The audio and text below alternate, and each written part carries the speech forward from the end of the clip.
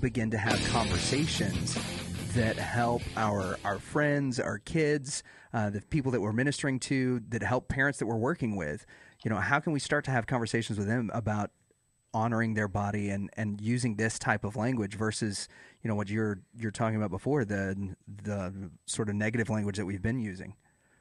Yeah, I have two answers to that. One is that the best study out there, really the first study done was by Lisa Littman, Littman at Brown University, and she found that social contagion is a huge factor. Right.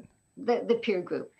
You have whole peer groups coming out as trans at the same time. I mean, obviously, you don't have whole peer groups discovering their true, authentic self at the same time. So it's quite clear that there's a lot of social contagion happening. Yeah, I think Abigail Schreier cited that study in her book. Oh, yeah. Yeah. Certainly she did. And the other thing she found out was that 62.5% of the girls who are coming out, and it is mostly girls now, coming out as trans, had previously diagnosed mental health issues. Oh, mercy. In other words, before even coming out as trans, they had been diagnosed with mental health issues like ADHD or autism. Autism is the most common. For some reason, nobody knows quite why. Autism, depression, anxiety, and so on. And now a lot of teens have some depression and anxiety. Right. You remember those days, right? Yeah. Mm-hmm. Yeah. But these were kids who were troubled enough that the parents had taken them in and got them and had a diagnosis. So the other thing we have to understand is these are very troubled kids. Mm-hmm. And I think that that's something we should always keep in mind when we're dealing with them is we need to handle them very carefully because they're very troubled already. Thirdly, I don't know how I got wherever we are in the number system. Number B. The other story I want to tell, though, is I have a story in Love Thy Body. There's two kinds of transgenderism. The traditional kind showed up very early. What we're seeing now is a new kind that's showing up for the first time when people are teenagers, right? So girls who've never shown any sign of gender dysphoria before are suddenly deciding that they're trans. It's so unusual that Lisa Littman in her study coined a term for it. She said, well, this is rapid onset gender dysphoria, because it's just not the normal thing. So in Love Thy Body, though, I do tell a story of a young boy who fit the classic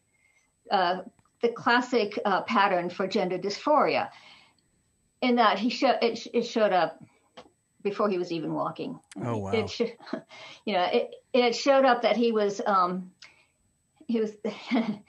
while he was still crawling. His babysitter said to his mom, "He's too good to be a boy," by which she meant he's quiet, compliant, gentle, obedient, all the Nothing things that like we your typically kid. or me. Yeah, not like us at all. No, well, extremely unusual. I mean, really at the extreme. And when he was in preschool, when his mom came to pick him up, every day he was playing with the little girls and not the little boys. By elementary school, he was coming to his parents repeatedly, weeping and saying, I think like girls do. I'm interested in the things girls are. God should have made me a girl. Mm. So you can imagine what that was like for parents. No kidding. For several years. And then by age 14, he was scouring the internet for information on sex reassignment surgery. So what did his parents do? First of all, they made sure he knew that they loved him just the way he was. I had a friend in when I was in seminary who was a former homosexual who said he liked music and art, and his dad kept trying to toughen him up by pushing him into sports and other things that were more masculine. Yeah. So this little boy, I called him Brandon. Brandon's parents did not do that. They said it is perfectly okay for you to be a sensitive, emotional, relational boy. Yeah. It does not mean you're really a girl. So they really affirmed him on saying he was, the God made him this way and that this was good. Oh, they said God has probably equipped you for one of the caring professions, right? Okay. Yeah. Counselor, psychologist, healthcare worker. They took him through the gifts of the Spirit.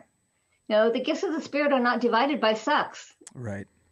Encouragement, prophecy, grace, yeah, those kind of things.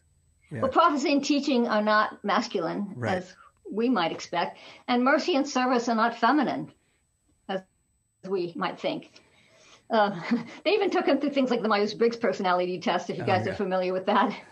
Yeah, and said, very much. Danley's an INT jerk. Actually, I think I am an INTJ. Yeah. And what are you? I am something. I'm an E, and then all the rest of them change. Plus. Yeah, the rest of mine change based on the day of the week. So, yeah, I'm a very moody extrovert. That's what I. That's what I am. Hello, I'm Nancy Pearcey. I'm a scholar in residence and professor of apologetics at Houston Baptist University.